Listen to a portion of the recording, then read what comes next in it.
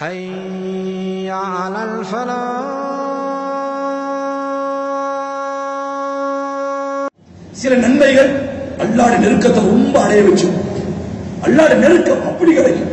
மூசா அலைஹிஸ்ஸலாம் அல்லாஹ்வை சந்திக்கும் நேரம் அல்லாஹ்வுடைய ரஹ்மத் ஒரு மனிதன் மேல போய்கிட்டே இருக்கு. அல்லாஹ்ட்ட கேட்டாங்க, யா அல்லாஹ், அந்த மனுஷன் யாரு? ஓட ரஹ்மத், ஓட அருள், ஓட கிருபை போய்கொண்டே இருக்கிறே, அந்த மனுஷன் யாரு? அல்லாஹ் சொல்ற, அவர் யாருன்னு கேட்காதீங்க, அவர் என்ன அமல் செஞ்சாரு.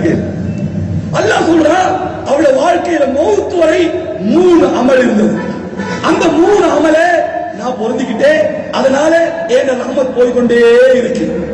ரசூலுல்லாஹ் ஸல்லல்லாஹு அலைஹி வஸல்லம் இதை எங்களுக்கு சொல்லி தராங்க, நீங்களும் அந்த அமலை செய்யுங்க சொன்னாங்க. முதலாவது, அந்த மனிதன் இருந்த முதலாவது நல்ல அமல் என்ன? லா யஹ்சுதுன الناس على ما آتاهم الله من فضله. என்னுடைய புறத்தாலே நான் யாருக்காவது ஒரு அருள் கொடையை கொடுத்தா அவன் மௌத் வரை அவன் வாழ்க்கையிலே பொறாமை என்பது கிடையாது. சுப்ஹானல்லாஹ். அவர்கள முதலாவது அமல் என்ன? பொறாமை இல்லை.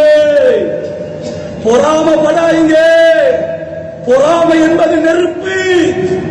நானோட வளர்ச்சியை தம்பிக்கு பார்க்கலாது, தம்பிட வளர்ச்சியை நானுக்கு பார்க்கலாம், நண்பன் வளர்ச்சியை நண்பனுக்கு பார்க்கலாம். என்னோட படிச்சான் டாக்டர் ஆயிட்டான், என்னோட படிச்சான் லாயர் ஆயிட்டான், என்னோட படிச்சான் முஃப்தி ஆயிட்டான், என்னோட தான் ஜப்பான் வந்தான், பண்டார வலையில 4 கடை போச்சு. பண்டாரையில வேலை கலைய எடுத்தா சும்மா விட்டுருவோம். இதே போய் கொழும்புல எடுத்து வைங்க, ஹார்ட் அட்டாக் வரும். கொழும்புலையா கடையா?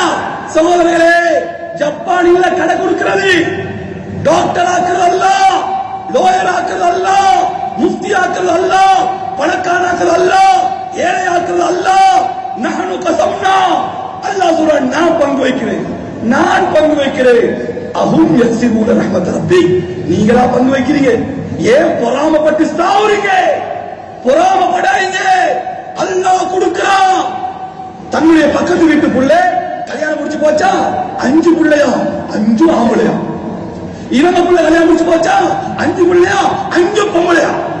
பாருங்களே பொறாமை. 5 ஆம்பளை பிள்ளையாமே. ஆம்பளை பிள்ளைய கொடுக்கிறது அல்லாஹ், பொம்பளை பிள்ளைய கொடுக்கிறது அல்லாஹ், மாத்தி மாத்தி கொடுக்கிறது அல்லாஹ், கொடுக்காம இருப்பது அல்லாஹ். ஆகையா சோதர்களே, பொறாமப்பட்டுறாங்க. சொன்னாங்க ரசூலுல்லாஹ், பொறாமை என்பது நெருப்பு. அது உங்களோட தொழுகையை கரிக்காது, உங்களோட நோம்ப கரிக்காது. கஷ்டப்பட்டு சிரமப்பட்டு சேமரிச்ச ஈமானை கரிச்சு சாம்பலாக்கிடலாம். எல்லாம் நம்ம அனைவரையும் பாதுகாப்பாங்க. மோசமான குணம் சோதரிகள். கேன்சர்ல மௌத்தா போனா ஷஹீத், பேரலைஸ்ல மௌத்தா போனா ஷஹீத், ஹார்ட் அட்டாக்ல மௌத்தா போனா ஷஹீத், உடம்புடைய எந்த நோயால் மௌத்தா போனாலும் ஷஹீத், உள்ளத்துடைய நோயால் செத்து போனவே ஷஹீதா எங்கேயுமே இல்லை. உள்ளத்துடைய நோய் பெருமை பொறாமை.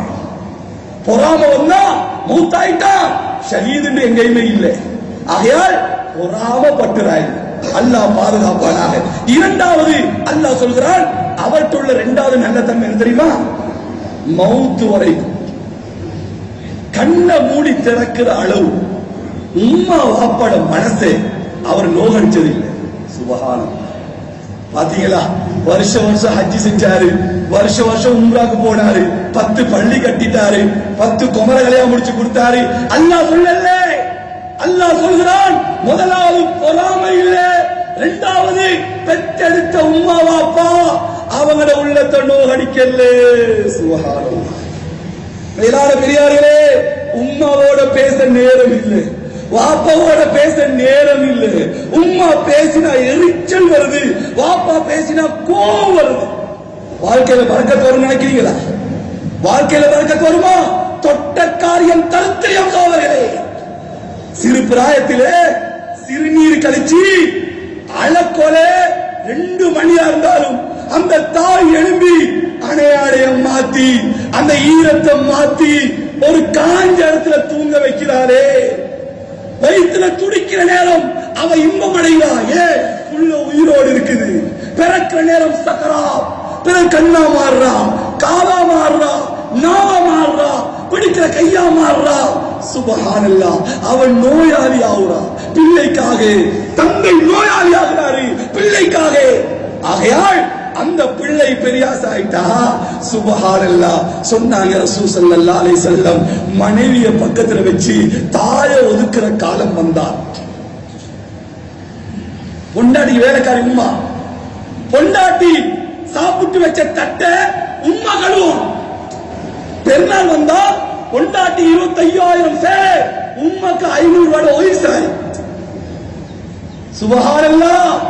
மேலான பெரியார்களே, ரசூல் ஸல்லல்லாஹு சொன்னாங்க மனைவிய பக்கத்துல வச்சு தாயை ஒதுக்குற காலம் வந்தால், நண்பனை பக்கத்துல வச்சு வாப்பாவை ஒதுக்குற காலம் வந்தா.